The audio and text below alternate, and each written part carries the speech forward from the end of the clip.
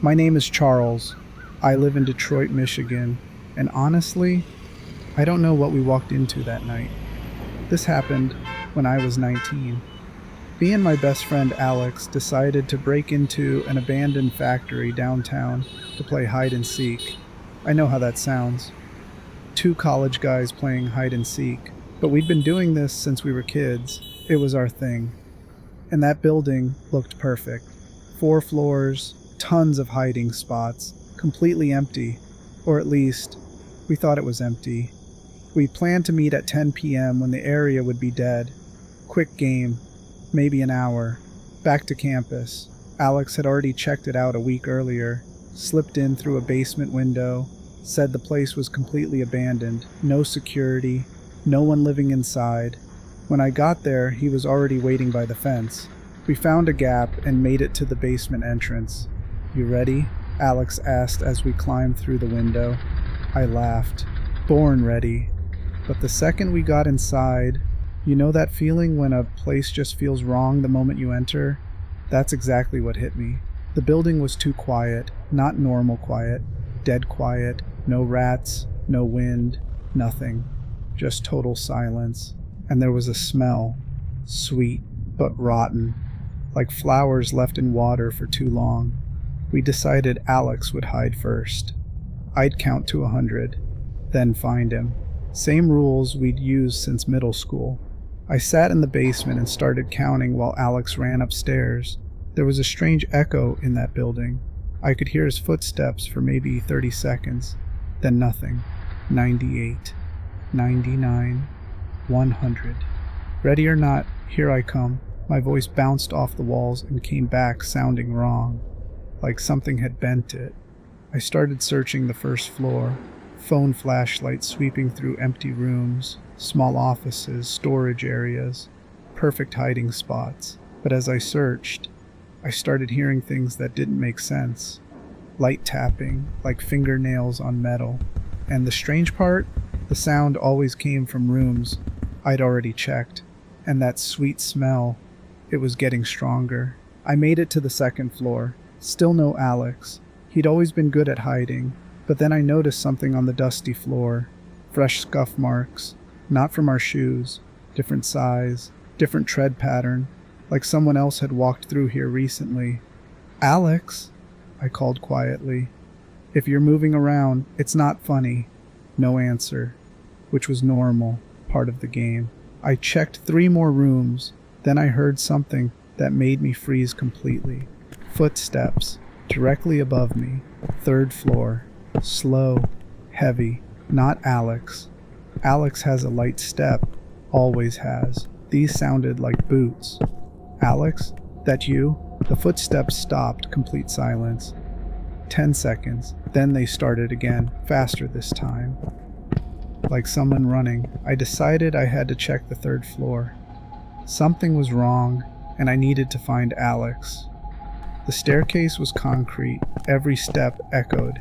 As I climbed, that sweet smell got unbearable, almost made me gag. The 3rd floor was darker than the rest. Most windows boarded up. My flashlight barely reached 10 feet ahead. "Alex?" I whispered. "Seriously, where are you?" Then I heard it. A scream. A woman's scream, coming from somewhere deep inside the building. Not a scared scream. Pure terror. Like someone was being badly hurt. It lasted maybe 5 seconds, then cut off, like someone had covered her mouth. I swear, I don't know how to describe what that felt like. My whole body just stopped. This wasn't part of the game. I screamed as loud as I could. "Alex, we need to leave right now!" No answer, but I could hear movement above me, multiple footsteps now. Fast. I ran toward the staircase. Then from the basement, Alex's voice. "Charles, help me, I'm stuck." He sounded genuinely terrified. I jumped down the stairs and found him pressed against the wall by the window. "There are people in here," he whispered. "Multiple people." I heard voices upstairs. "Did you hear the scream?" I asked. His face went white. "What scream?" And the second he said that, the scream came again, louder this time. directly above us. We both ran straight for the window. Alex went first, then me. We sprinted across the empty lot toward the fence.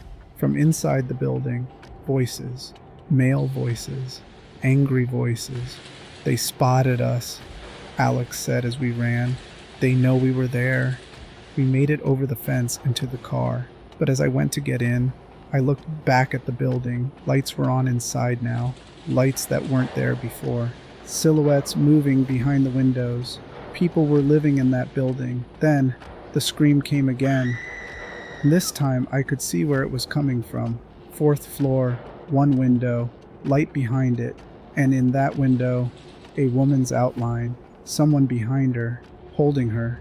We drove straight to the nearest police station, told them everything. 2 officers went to check the building around 2 a.m. They found evidence that people had been living there, makeshift rooms, food supplies, sleeping areas. But they also found something else.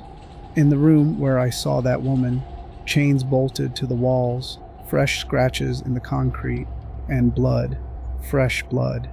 The officers said it looked like someone had been kept there against their will, but by the time they arrived, everyone inside was gone, and the woman was gone too. You want to know the most haunting part of that whole night? 3 months later, I was driving past the same building during the day.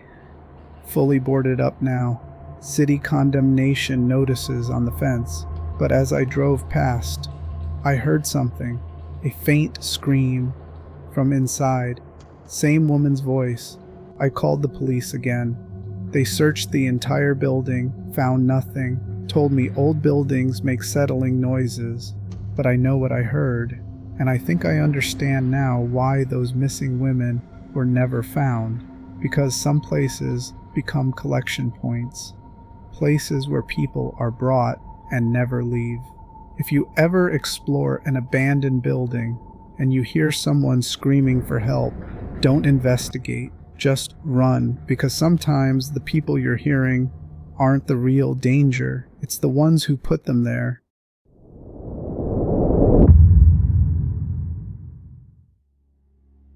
I was 17 at the time, October. Me and my friends had been close since high school. There's an abandoned school in our town, Lincoln High. Back in 1998, a fire broke out there. 3 students and 1 janitor died. Since then, the building's just been sitting there, burned, empty. Everyone in town knows about it, but almost nobody actually goes inside. My friends Sarah and Chloe wanted to explore it, take photos for Instagram. I didn't want to go, but they convinced me. We went in Friday night around 9 p.m., just flashlights and our phones. We went through the side door. The lock had been broken for years. Everybody knew about it.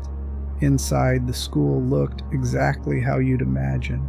Burned, covered in ash and soot, lockers still lining the hallways, desks still sitting inside classrooms, like everything got frozen in 1998.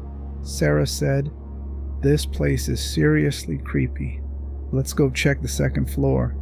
We walked up the stairs. Every step creaked loud as hell.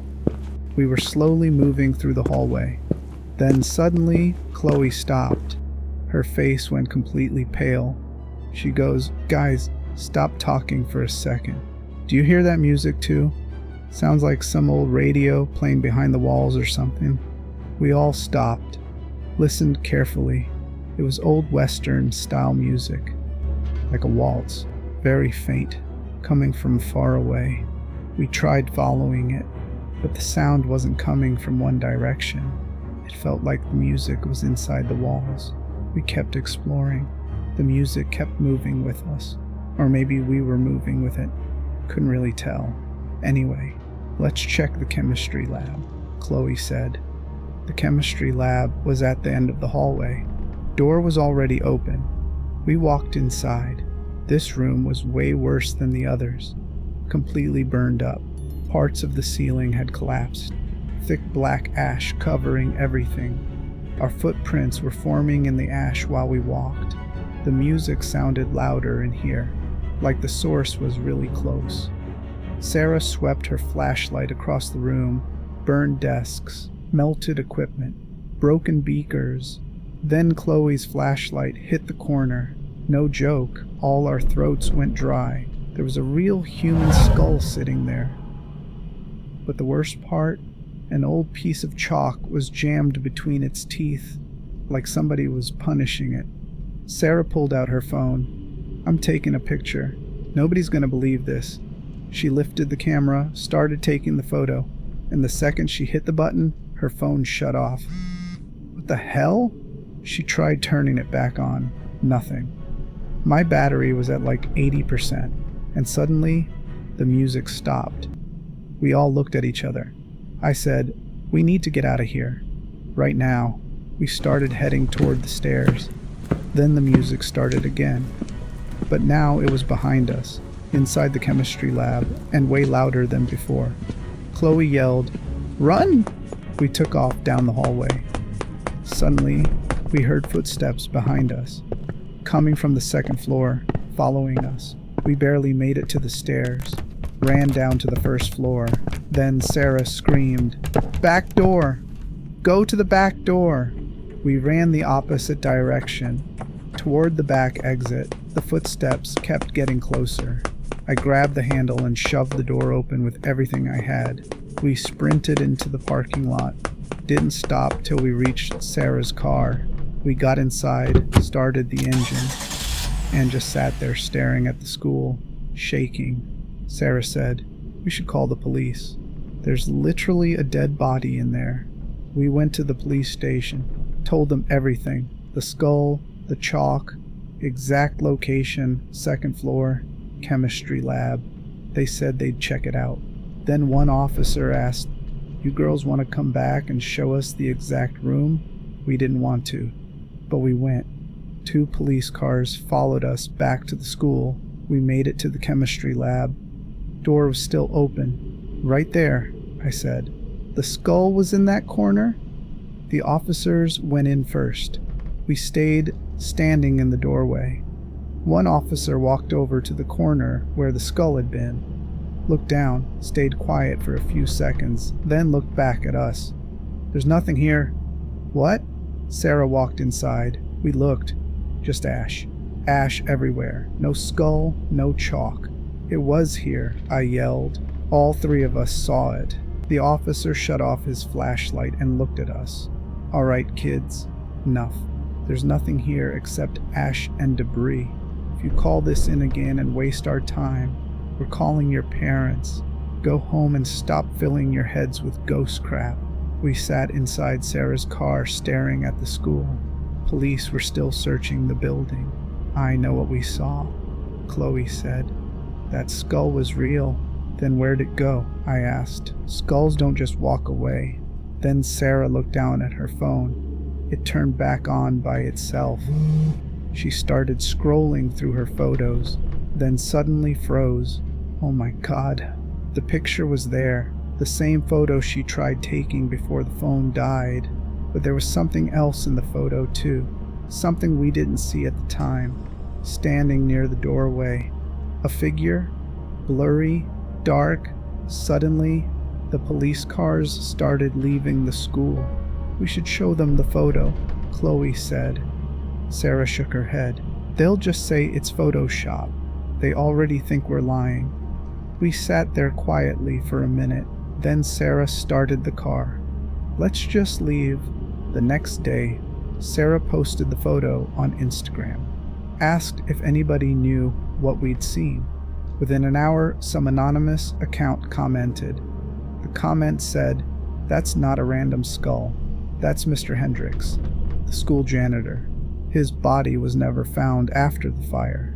He was cleaning the chemistry lab when it started." Then another comment appeared.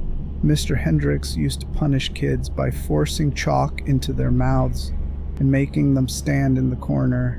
That's why the chalk was placed between his teeth." 10 minutes later, Instagram deleted the post. But before it disappeared, one more comment showed up. Same anonymous account. "You shouldn't have taken that photo. He doesn't like photos. And now he knows who you are. That happened 3 months ago." Since then, weird stuff's been happening.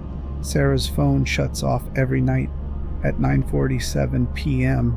Chloe hears old Western waltz music at night.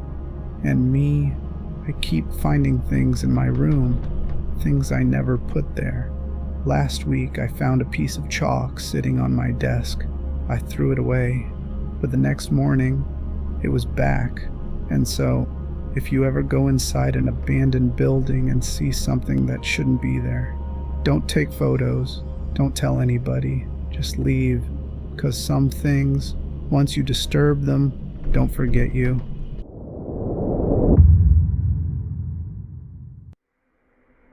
My name is Jake. I'm 20 years old. This happened just last month. Me, my girlfriend, and our friend Marcus were driving around late on a Friday night. Right next to my girlfriend's house, there's this abandoned property that's been empty since 2021.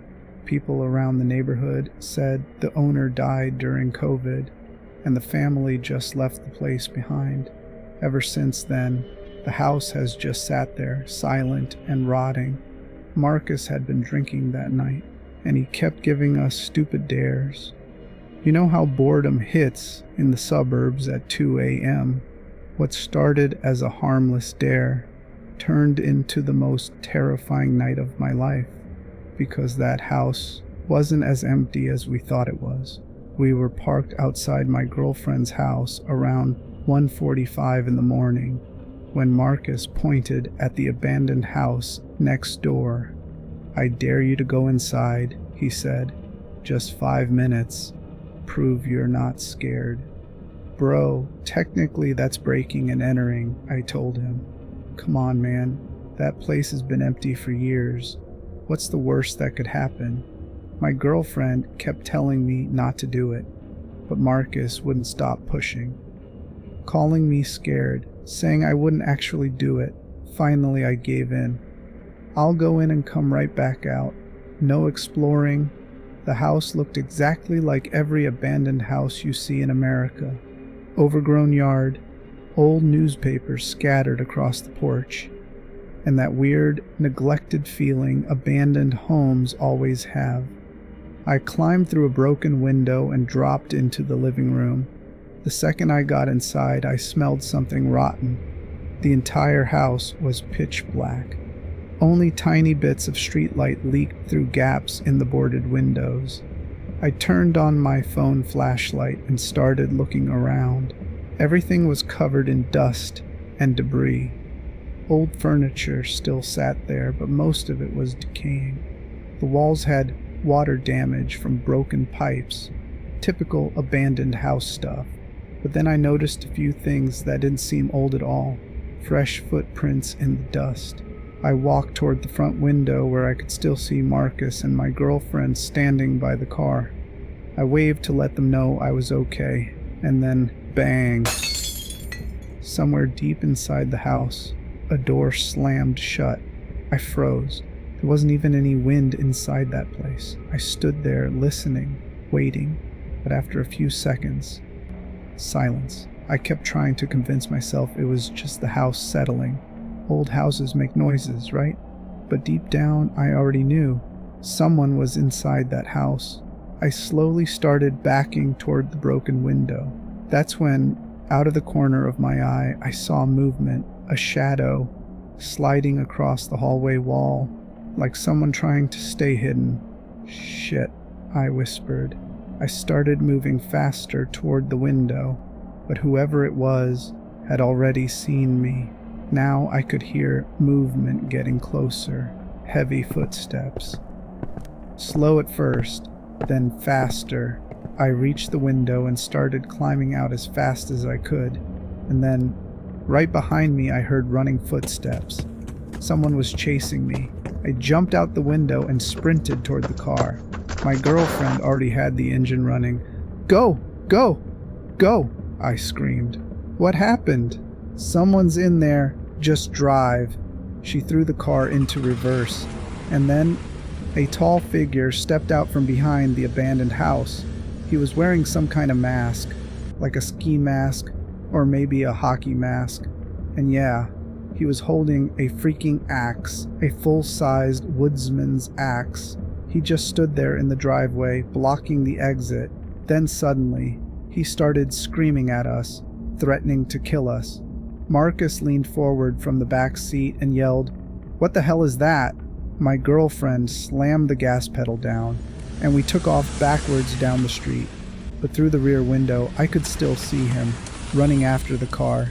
And right before we turned the corner, I heard him scream, "You can't hide from me." We drove around for almost an hour before finally going back to my girlfriend's house. We called the police and told them everything. 2 officers searched the abandoned property, and they actually found proof that someone had been living there. Sleeping bags, food supplies, a small camping setup in one of the upstairs bedrooms, but whoever had been staying there was already gone. 3 days later, my girlfriend noticed small things outside her house had been moved, outdoor furniture rearranged, fresh footprints in the backyard. Then last week, she found something that made her call me in complete panic. Fresh axe marks, cut into the wooden fence behind her house. Deep new cuts, like somebody had been standing back there, practicing. That squatter didn't disappear after that night. He just moved next door, and now he knows where we live. Sometimes, when you invade somebody else's home, they decide to invade your life instead.